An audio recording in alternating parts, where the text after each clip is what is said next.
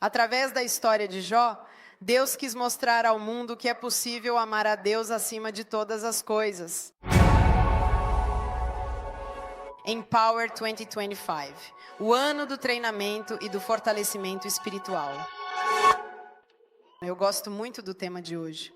O tema de hoje é a escola de Jó. Digam comigo, a escola de Jó. Quem já leu este livro na Bíblia? Sobre o que realmente fala o livro de Jó? Se você pensa, estou tendo problemas na minha vida, o livro de Jó é terapêutico. Porque você lê e diz, eu era feliz e não sabia. Qualquer coisa que esteja acontecendo com você, você lê o livro de Jó e diz, estou ótimo, me sinto maravilhoso. Anos atrás, tivemos aqui um pastor da Indonésia que nos contou, ainda temos até uma foto. Passávamos as fotos muito rápido, porque ele nos falava sobre a perseguição na Indonésia.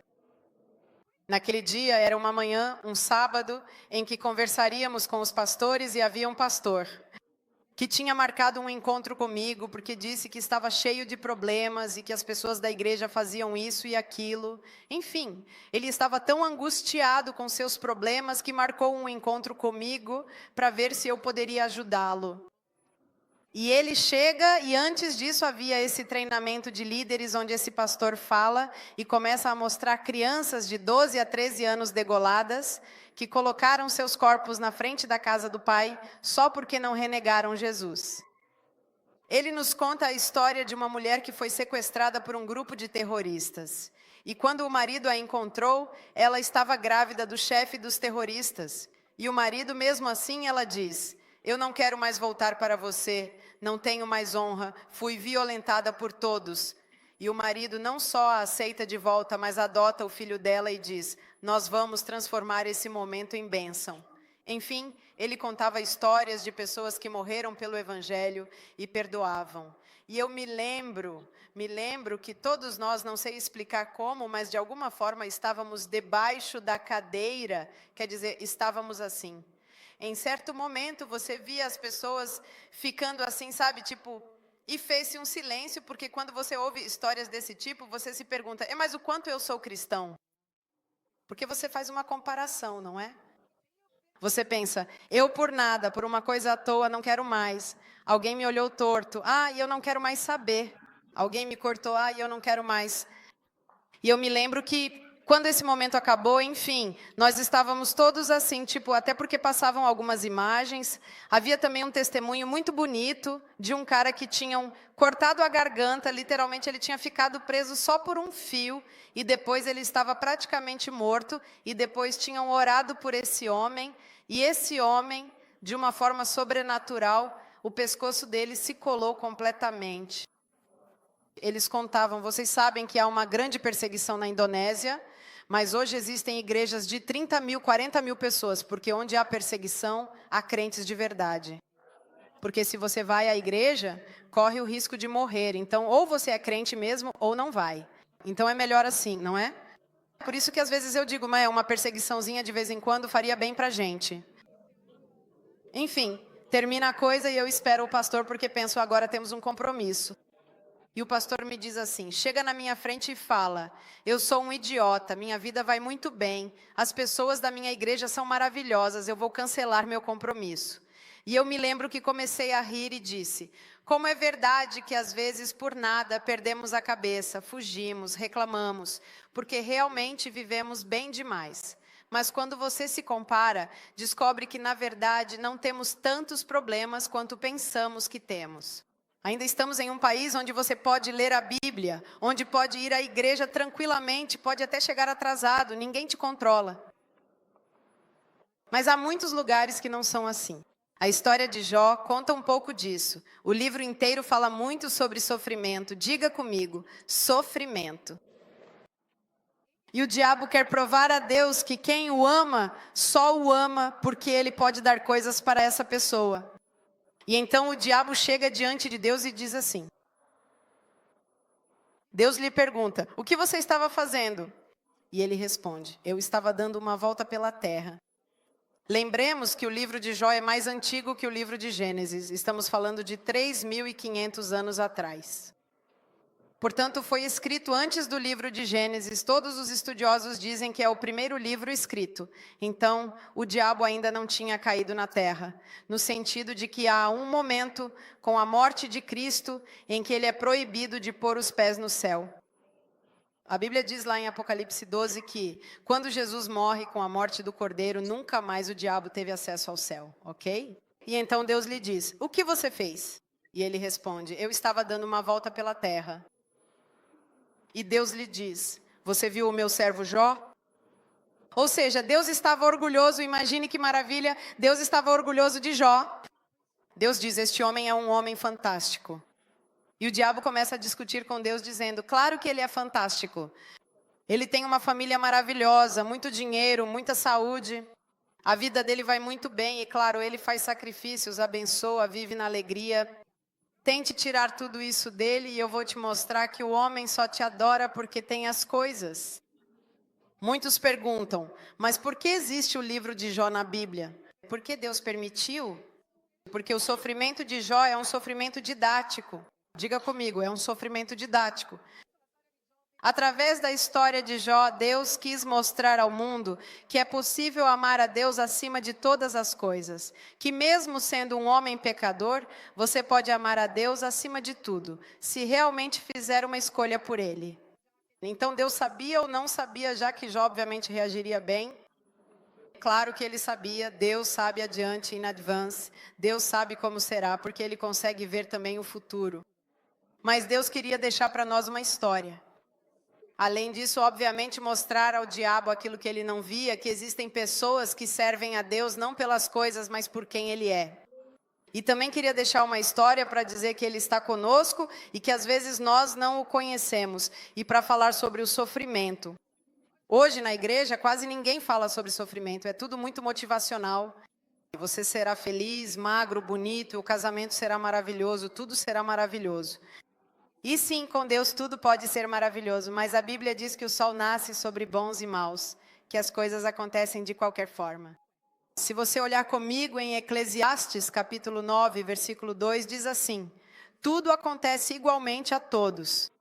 A mesma sorte espera o justo e o ímpio, o bom e puro e o impuro, quem oferece sacrifícios e quem não os oferece. Assim é para o bom quanto para o pecador, assim para quem jura quanto para quem teme jurar. O que a Bíblia está dizendo? Está dizendo que tudo pode acontecer a todos.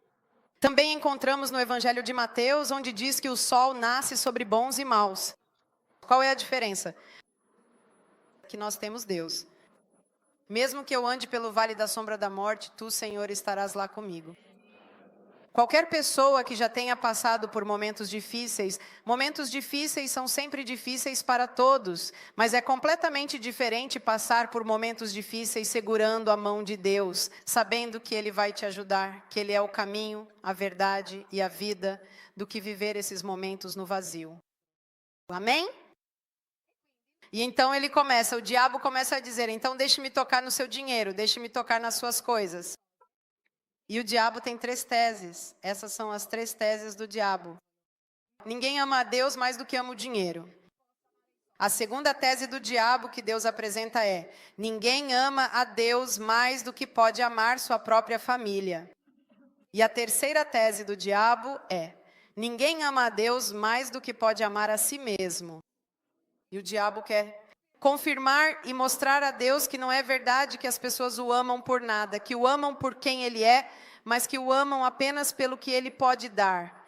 E a verdade é que muita gente busca a Deus, vai à igreja porque está doente, porque a família não vai bem, porque precisa de dinheiro, porque está sofrendo. É verdade que muitas pessoas procuram Deus por esses motivos, mas isso não significa que depois de conhecer Jesus, você não descubra que mesmo que isso tenha chamado sua atenção, Deus vale mais do que todas essas coisas. Amém? Mas é aí que ele começa. Então, qual é o propósito do sofrimento? O propósito do sofrimento é que seja possível amar a Deus mais do que ao dinheiro, mais do que a própria família e mais do que a si mesmo. E aqui algumas pessoas dizem assim, tudo bem, mas o sofrimento te aproxima de Deus. Quantas pessoas chegam a Deus porque estão sofrendo? E a Bíblia nos ensina que isso não é verdade, porque no livro do Apocalipse conta que haverá momentos terríveis na terra, algo que ninguém jamais viu até hoje. Imagine a fome, né? Os desastres, as confusões que você já viu. Pois bem, a Bíblia diz que haverá um momento em que será tão terrível, porque será tudo aquilo que vemos de vez em quando, chama-se a grande tribulação. Tudo aquilo que vemos de vez em quando, um terremoto aqui, um maremoto ali, uma coisa ali, tudo ao mesmo tempo. Imaginem a fome, as confusões, os fenômenos atmosféricos, todos juntos em um período de 3 anos e meio. E a Bíblia diz que ninguém jamais viu, nem sequer imaginou um período tão horrível na Terra. Estou falando do fim dos tempos. E nesse momento conta que haverá uma espécie de chuva de granizo com pedras de granizo que chegam a mais de 30 quilos. Quer dizer, uma só dessas já machuca. Imagina, morto. E nesse momento a Bíblia conta no Apocalipse que em meio a todo aquele sofrimento, há pessoas que, em vez de dizer, meu Deus me ajuda, o que está acontecendo? Começam a amaldiçoar Deus de todo o coração. Em vez de se arrepender, há pessoas que, em meio ao sofrimento, amaldiçoam Deus. Então, o mesmo sol, digam como é, o mesmo sol que endurece o barro faz derreter a cera. Digam como é, o mesmo sol que endurece o barro faz derreter a cera. Porque o sofrimento por si só fará bem se você se voltar verdadeiramente para a abundante graça de Deus, que é infinita e transformadora. Há pessoas que passam pelo sofrimento e se tornam muito melhores. Entenda, arrependa-se, entenda onde errei. E há pessoas que passam pelo sofrimento amaldiçoando Deus, sua igreja e tudo que envolve Ele, porque endurece o coração. Então o sofrimento só pode fazer bem se seus olhos estiverem na graça de Deus, que pode transformar até o luto em dança. Amém? Então, às vezes dizemos não. Nessa situação, há pessoas que estão passando por uma situação difícil. Elas pensam em luto. Há pessoas que estão passando por luto. E se elas costumavam vir à igreja, elas não vêm mais. Não, meu pai morreu, eu discuti com Deus, eu não quero saber. Minha mãe fez o mesmo, eu discuti com Deus, eu não quero saber. Há outras pessoas que se voltam para Deus e pedem ajuda ao céu. Em vez de se fecharem, há pessoas que diante dos problemas desistem. Isso não está certo. Dão um chute naquilo que não está certo. Aquilo me faz mal, eu me afasto. Isso é um claro sinal de um coração endurecido. Quando a Bíblia diz que aquela pessoa tem o coração duro, a pessoa que tem o coração duro mesmo diante das dificuldades não se amolece, não tenta entender, não tenta melhorar, mas se fecha. É um sinal evidente. E agora você pode fazer um cheque consigo mesmo. Diz, nos momentos difíceis da minha vida, o que eu faço? Eu vou até Deus? Ou digo, não me importo, o mundo é mau, as pessoas são más, está tudo errado? Porque é aí que você pode descobrir onde está o seu coração. Uma pessoa com o coração sensível a Deus usa a pedra de tropeço como trampolim. Uma pessoa com o coração sensível diante de Deus, mesmo vendo a dificuldade, diz, Senhor, até as trevas para ti são luz. Tu estarás comigo e eu vou usar este momento difícil como escola. E não como escola de rebeldia, mas como escola de graça. Depende da dureza dos nossos corações. Pai, mas eu fui ferido, então eu me endureci, eu entendo, mas quando fomos feridos, e portanto aqueles que ferem se protegem, você, no entanto, como uma pessoa protegida, pode gritar bem alto, ou pode, em vez disso, xingar. Amém? Repita novamente, o mesmo sol que endurece o barro derrete a cera. Aqui no livro de Jó vemos 5 golpes baixos, golpes duros, não golpes baixos, duros. Que emprego ele conseguiu? 5. A primeira na vida financeira. A Bíblia diz que ele foi de longe o homem mais rico de seu tempo. Pense em você que tem empresas, passou anos construindo coisas, guardou seu dinheirinho dizendo, aqui vou guardar para o futuro, para a minha casa. Imagine, de um dia para o outro, em 24 horas, perder tudo assim. É um golpe, porque você pensa, o que vou fazer, como vou trabalhar, como vou comer, você vivia daquilo a vida toda, pense em alguém que investiu a vida inteira ali, então de um dia para o outro ele perde tudo. O outro golpe na vida dos filhos, quantos filhos tinha Jó? 10 filhos, todos eles morrem no mesmo dia. Imagine enterrar 10 filhos em um único dia, pense nisso. Eu não sei, até quando um filho está com febre a gente já fica mal. Imagine enterrar 10 filhos no mesmo dia. E depois outro golpe duro. Então, primeiro perco meus filhos, perco minha economia, perco minha saúde. Ele começa a ter feridas por todo o corpo. Ele se senta fora da cidade, depois começa a cheirar mal. Pense que coisa horrível. Mas alguém diz, eram horríveis as feridas dele. Ele não tinha apenas feridas externas, tinha as feridas de ter perdido 10 filhos, porque, sabe, a economia você pode dizer, posso reconquistar. 10 filhos, ele tinha a ferida da morte, do luto e a ferida externa. Número 4, o seu casamento. Porque justamente a mulher que estava ao seu lado, que no momento do sofrimento você pensa, vamos chorar juntos, ela vai cuidar das minhas feridas, olha para ele e diz, amaldiçoa Deus e depois morre. Em vez de estar com ele na fé, ela fecha o coração e começa a se afastar de Deus. Então ela nem era uma companheira espiritual. Ela realmente se afastou dele no pior momento da vida dele. Penso em outra decepção, porque às vezes pensamos em coisas externas. Não tenho mais meus filhos, não tenho dinheiro, estou mal. E a pessoa que está mais próxima de mim está contra mim em vez de estar a favor. E a última coisa, o último golpe profundo que Jó perde são os amigos. Se há algo que é importante no momento da dificuldade, são os amigos. A gente pensa, tudo bem, minha esposa não quer saber de nada, mas vou até o meu amigo. Pense em ir até seus amigos com quem você caminhou por anos, a quem você ensinou, quando eles precisavam de dinheiro, você estava lá porque era mais rico, dava conselhos. Naquele momento, os amigos, em vez de dizerem, Jó, estamos com você, você sempre foi um homem justo, os amigos, que eram 3 e se chamavam Elifaz, Bildade e Zofar, começam a culpá-lo. Se tudo isso te aconteceu, é porque você deve ter pecado, com certeza. Não é possível que um homem de bem viva toda essa desgraça.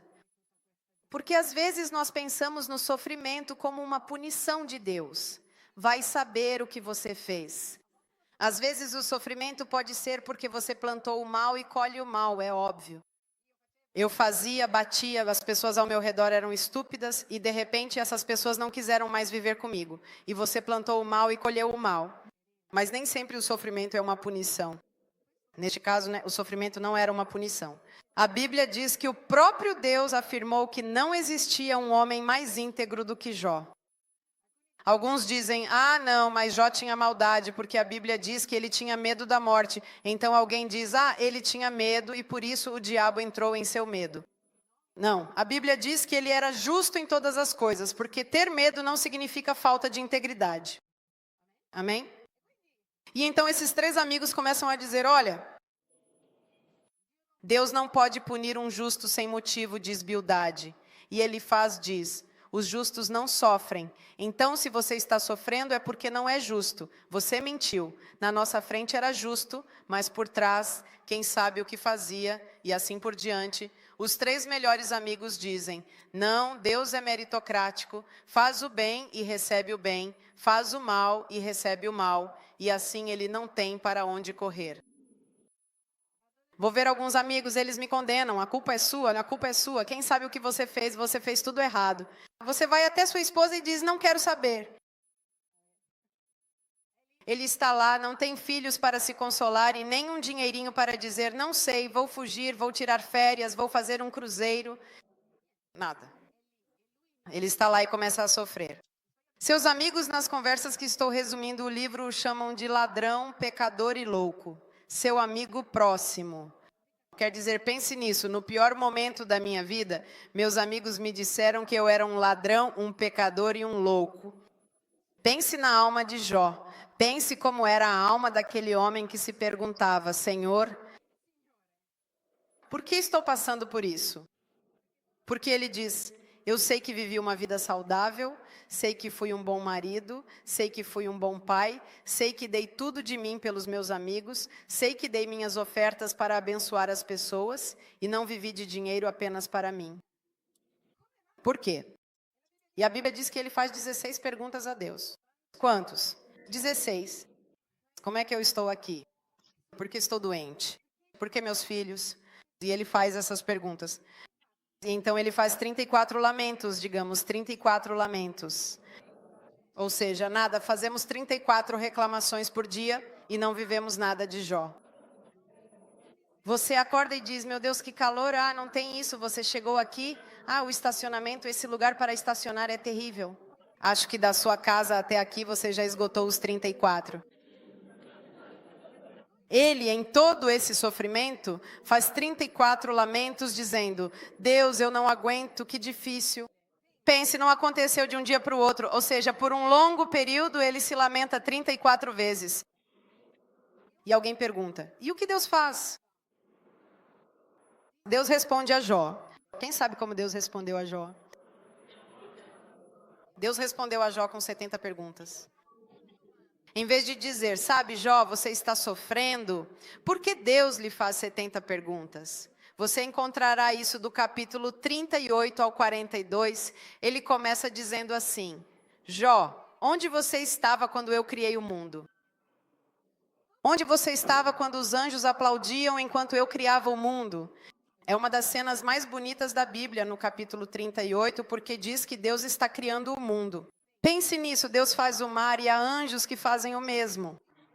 Uau! E a Bíblia diz que eles aplaudiram lindamente. Imagino que quando fiz a Bíblia, ela diz que o primeiro animal é o hipopótamo, sabia? O primeiro animal criado é o hipopótamo. Alguém pode perguntar, mesmo o hipopótamo? É o hipopótamo, está escrito assim. A gente nem acredita. Então eu imagino quando ele faz o hipopótamo, eles dizem, mas que coisa engraçada. E depois alguém olha e diz, mas ele anda devagar, não é?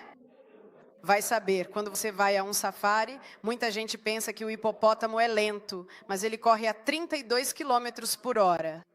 E muita gente morre porque sai do safari dizendo, vamos tirar foto do hipopótamo, e ele, principalmente eles correm à noite, e a Bíblia diz que Deus começa a criar as coisas.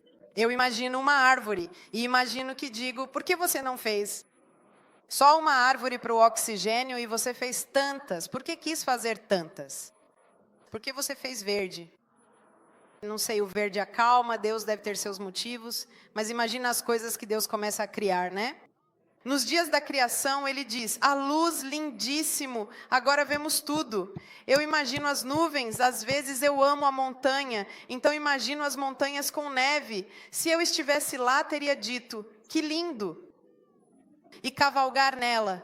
E Deus vai me dizer, um dia você verá que inventarão coisas para ir até lá, vai ser maravilhoso. E a Bíblia diz que ele começa a te fazer 70 perguntas. Onde você estava quando criei o homem, quando criei as árvores, o mundo, enquanto meus anjos aplaudiam como quem diz, Jó, o que você sabe disso? O que você sabe disso? Você estava lá dentro. Como você pode entender? E ele faz 70 perguntas sobre a sua grandeza. E Deus começa a perguntar a Jó, você sabe? E Jó começa a compreender que a grandeza de Deus é ainda maior do que aquilo que ele sofre. Mas a parte que eu mais amo é quando Jó teve uma virada. Quando foi que os seus sofrimentos terminaram? Quem sabe? O livro de Jó, no capítulo 42, versículo 10, diz assim, quando digam comigo, quando Jó orou fervorosamente por seus amigos, o Senhor o restaurou completamente à sua condição anterior e lhe deu o dobro de tudo o que ele possuía. Quando de fato aconteceu a grande virada em sua vida? Aconteceu quando ele começou a orar sinceramente por aqueles que, de amigos leais, tinham se tornado seus inimigos declarados. Vocês sabem, nós somos cristãos, eu sou de Jesus, mas vivemos com um desejo de vingança que é realmente horrível. O cristianismo é o único movimento, religião, chame como quiser, no mundo que diz, perdoe o seu inimigo. Qualquer outra religião, se alguém te faz mal, mate-o. No Antigo Testamento era assim com os judeus, olho por olho, dente por dente. Jesus disse não, dê a outra face quando te fizerem mal. Às vezes pensamos que alguém te dá um tapa e você simplesmente vira o rosto, mas dar a outra face para os judeus era uma forma de humilhação. Eles usavam o dorso da mão, não a palma, e quando faziam isso com alguém, até hoje seria um pouco humilhante, não é? Quando fazem assim, queria dizer, você não vale nada. E Jesus estava dizendo, não para você se deixar bater, mas estava dizendo para não ter desejos de vingança. Às vezes vemos pessoas que têm desejos de vingança. Eu vou te mostrar, eu vou fazer isso com você, eu vou lá, eu cuspo em você. Se você cuspiu em mim uma vez, eu cuspo em você duas. E depois viemos à igreja e levantamos nossas mãos bonitinhas. Jesus, eu quero te adorar. O cristianismo é feito de um Jesus que vai para a cruz despido, humilhado, dilacerado, olhando para as pessoas que lhe fizeram mal, onde seus amigos não estavam lá, vai saber onde estavam, só João estava, os outros tinham fugido de medo, até mesmo Pedro que disse, eu morro contigo, pode contar comigo, aconteça o que acontecer, Jesus, eu estou aqui. Naquele dia, Jesus inventou o programa Quem Viu, porque ele não estava lá, não estava na cruz. Mas aquele que me prometeu, Senhor, se eu tiver que morrer, eu fico contigo. Jesus disse, calma. Antes que o galo cante, era um relógio, chamava-se Galísio. Antes que cante, antes mesmo de ter relógio esta manhã, você já me traiu 3 vezes. Eles tinham fugido. Onde estavam os amigos na cruz? Não estavam lá. Havia algumas mulheres e um garoto, o mais jovem de todos. Havia um rapazinho, acho que não tinha 17 anos, e algumas senhoras. A mãe, a tia, a amiga, a ex-prostituta. Nenhum homem para defendê-lo dos seus super 12 fantásticos, restou um sem roupas. Humilhado, com os mesmos que disseram, Deus, nós te amamos, que são aqueles que impulsionaram a sociedade da época a matá-lo, mesmo sabendo que foram os nossos pecados, mas a mão usada para isso foi a mão dos religiosos da igreja. E Jesus olha para toda essa gente e diz assim, Pai, perdoa-lhes. Naquele momento, Jesus poderia ter dito, Pai, agora é a nossa vez. E nenhum de nós teria dito nada, porque quando assistimos aos filmes de Jesus, queremos que ele diga fogo. Queremos que ele diga, sim, mate toda essa gente. E Jesus diz, não. Pai, perdoa-lhes. Eles não sabem o que estão fazendo. Ou seja, o cristianismo é, sem dúvida, é a única religião no mundo, se quisermos chamar assim, porque para mim é um estilo de vida, onde o fundador, que é Cristo, prega, perdoe os seus inimigos, se te fizeram mal, faça o bem a eles, me fazem mal, eu continuo fazendo o bem, me respondem mal, eu respondo bem, me acusam, eu não os acuso. Essa é a força do cristianismo, essa é a força. Nós, de certo modo, até somos zombados porque somos bons, mas somos aqueles que vencem com a força do perdão. Essa é a maior força que um cristão pode ter em sua vida. A força de dizer, não importa, eu sigo em frente. Porque sabemos que a nossa guerra não é contra homens de carne e sangue. Às vezes o diabo usa pessoas que se deixam ser usadas para vir contra nós. Quem aqui já foi ofendido por alguém, por um amigo, e quando foi confrontar, dizendo, sabe aquela coisa? E o seu amigo responde, desculpa, eu nem percebi. Aquela pessoa nem percebeu que estava te prejudicando, mas havia um buraco na sua alma e aquela palavra era a palavra perfeita para aquele buraco. Às vezes, essa pessoa nem sabe que te fez mal, mas esse mal foi feito a você. Se a pessoa é honesta, é madura, porque os maduros vão contar para os outros, os maduros contam para você, os imaturos falam mal pelas costas, os maduros enfrentam o problema de frente, não é? Tem um problema aqui, eu vou lá e enfrento. Os imaturos fogem e falam mal, os maduros enfrentam porque são maduros. Então, quando a pessoa te confronta, te diz, mas olha, me desculpa, eu não sabia que isso iria te machucar, eu falei só por falar. E ainda dizem que foi só por dizer, mas eu estou aqui ferido.